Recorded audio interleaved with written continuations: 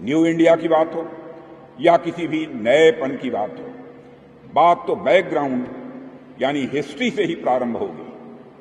साथियों, आप सबने famous Swiss psychologist Carl Gustav Jung के बारे में शायद पढ़ा होगा। उन्होंने किसी समय क्वेश्चन किया था कि कोई ऐसा है जिसने यह एक्सपीरियंस किया हो कि इतिहास मोटी मोटी किताबों में नहीं होता बल्कि वह हमारे रगों में होता है, यानी हमारे नर्व्स में होता है। इस बात से उनका कहने का आशय यह था कि हम जाने अनजाने अपनी हिस्ट्री से ही डिफाइन होते हैं। आज जब नई सोच के साथ बनते नए भारत को मैं देख रहा हूं तो मुझे इसका जवाब पूरी तरह से यस, हां में नजर आता है।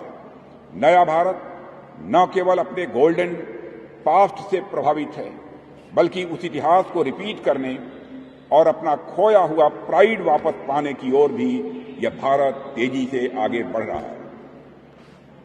ग्लोबल स्टेज पर विभिन्न ऑर्गेनाइजेशंस और राष्ट्राध्यक्षों द्वारा प्रायः यह कहते हुए अब सुना जाता है 21st sanctuary is India century.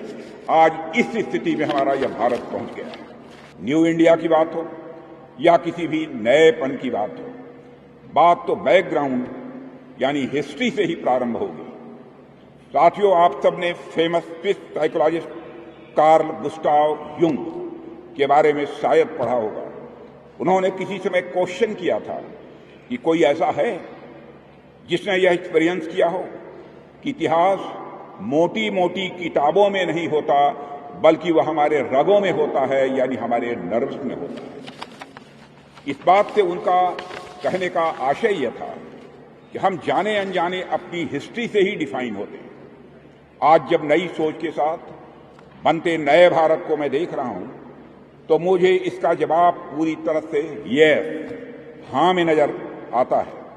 नया भारत न केवल अपने गोल्डन पास्ट से प्रभावित है बल्कि उस इतिहास को रिपीट करने और अपना खोया हुआ प्राइड वापस पाने की ओर भी यह भारत तेजी से आगे बढ़ रहा है।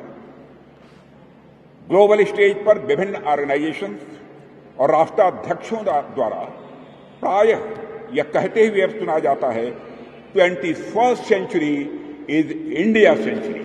आज इस स्थिति में हमारा यह भारत पहुंच गया है। न्यू इंडिया की बात हो या किसी भी नएपन की बात तो बैकग्राउंड यानी हिस्ट्री से ही प्रारंभ होगी।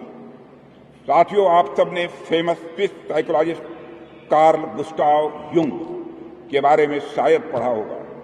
उन्होंने किसी समय क्वेश्चन किया था कि कोई ऐसा है जिसने यह एक्सपीरियंस किया हो कि इतिहास मोटी मोटी किताबों में नहीं होता बल्कि वह हमारे रगों में होता है, यानी हमारे नर्व्स में होता है। इस बात से उनका कहने का आशय यह था कि हम जाने अनजाने अपनी हिस्ट्री से ही डिफाइन होते हैं।